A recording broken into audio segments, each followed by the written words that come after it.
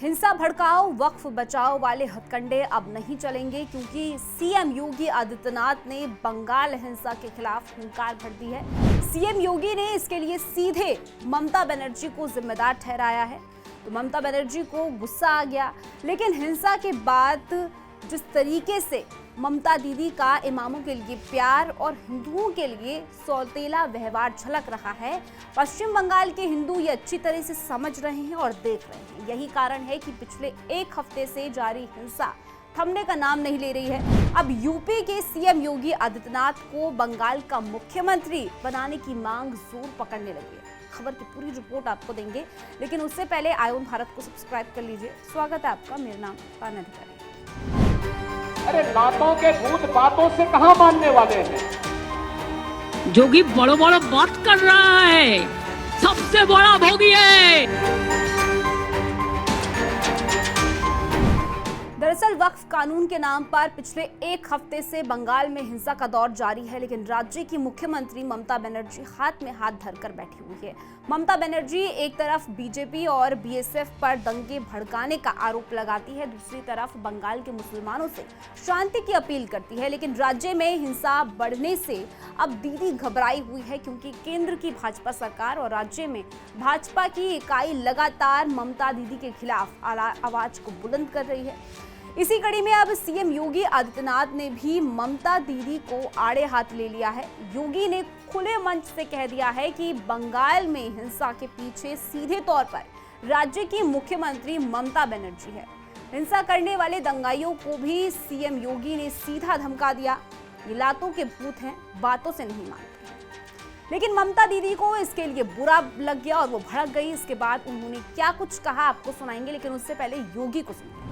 अब याद करिए 2017 के पहले के उत्तर प्रदेश को, हर दूसरे तीसरे दिन दंगा होता था। बहनों और भाइयों, इन दंगाइयों का उपचार ही डंडा है। बिना डंडे के मानेंगे नहीं। आप देख रहे होंगे बंगाल जल रहा है, वहां की मुख्यमंत्री चुप है, दंगाइयों को शांति दूत कहती है। अरे लातों के भूत बातों से कहां मानने वाले हैं।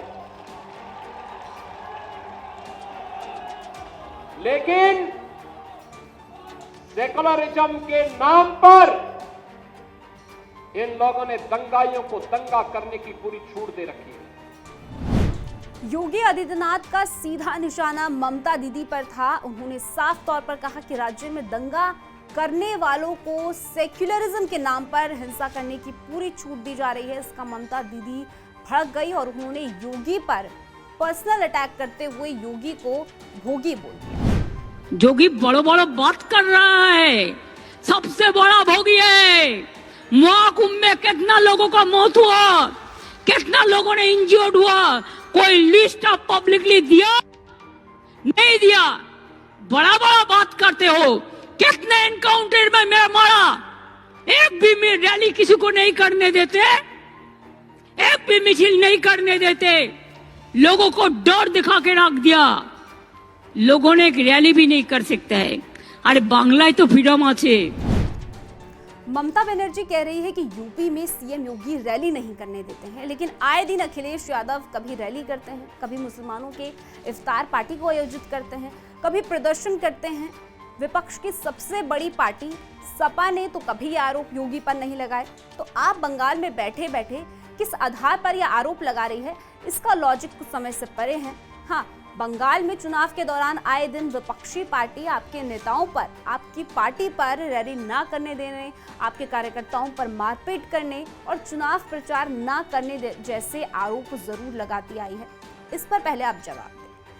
दरअसल बंगाल में पिछले एक हफ्ते का समय बीत चुका है, लेकिन हिंसा है जो थमने का नाम नहीं ले रही है। इसका सीधा आरोप ममता दीदी पर लगाया जा रहा है, क्योंकि वक्फ कानून के विरोध में ममता बनर्जी जिस तरीके से राज्य में मुसलमानों को भड़काने और दंगे करने के लिए उकसाने का काम कर रही है, इसको लेकर विधानसभा में नेता विपक्ष शुभेंदु अधिकारी लगातार मुख्यमंत्री पर सवाल उठा रहे हैं और दंगा भड़काने का सबसे बड़ा गुनहगार बता रहे हैं।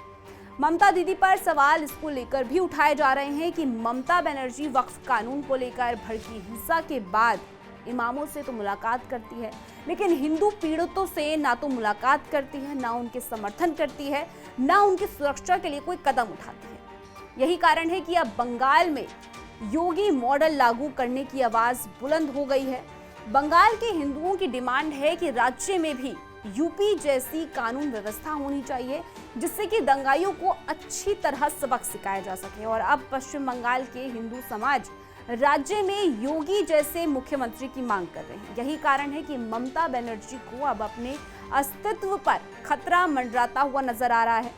बॉलीवुड अभिनेता और बीजेपी नेता मिथुन चक्रवर्ती का आरोप है कि बंगाल में हिंसा के पीछे ममता बनर्जी की तुष्टीकरण की राजनीति है।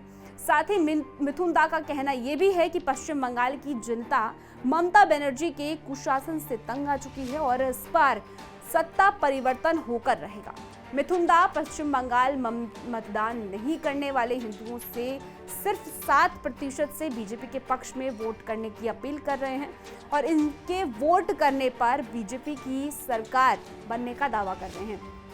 दूसरी तरफ विधानसभा में नेता प्रतिपक्ष शुभेंदु अधिकारी पहले से ही कहते आ रहे हैं कि पश्चिम बंगाल को अब यूपी के सीएम योगी आदित्यनाथ जैसे मुख्यमंत्री की जरूरत है और वो जरूरत बीजेपी अगले साल होने वाले विधानसभा चुनाव में पूरा करेगी। उधर पश्चिम बंगाल में तुष्टीकरण, हिंसा, अराजकता और भ्रष्टाचार, हिंदुओं पर अत्याचार के बीच ममता बनर्जी चौतरफा घिरती हुई नजर आ रही है। एक तरफ कानून व्यवस्था पर सवाल है तो दूसरी तरफ मुसलमान तुष्टीकरण में हिंदुओं पर अत्याचार हो रहे हैं। ममता के सांसदों कल्याण बनर्जी, महुआ मोइत्रा और सौगत राय के बीच विवाद का ऐप चैट सार्वजनिक हो चुका है। ममता बनर्जी और उनके भतीजे अभिषेक बनर्जी के बीच सरकार और पार्टी के कार्यक्रम को लेकर खींचतान जारी है। ऐसे में अगले साल होने वाले विधानसभा चुनाव में पश्चिम बंगाल की राजनीति में बदलाव के पूरे आसार नजर आ रहे हैं। फिलहाल इस स्टोरी में इतना ही। इस पूरी खबर को लेकर अपनी राय कमेंट सेक्शन में जरूर बताइएगा। बाकी देश और दुनिया की ऐसी खबरों के लिए आप जुड़े रहिए आयुन भारत के साथ।